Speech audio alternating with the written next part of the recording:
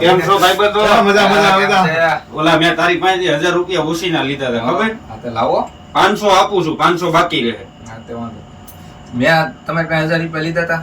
500 આપો, 500 બાકી. એ ભાઈ મારી પાસેથી તમે 1000 લઈ ગયા હતા, એ 500 જ આપો હવે. જેવો છે ને એટલે ભાઈ આપો ને, મારે જોતા. 500 500 દેવાના તમારા બાકી રહ્યા મારી પાસે. ઓકે, મારે ભાઈ આપણે ઓલા 1000 માંથી 500 બાકી હતા ને, હાલે. આપણે ભાઈ 500 બાકી હતા. આપણો બેન જો પૂરો.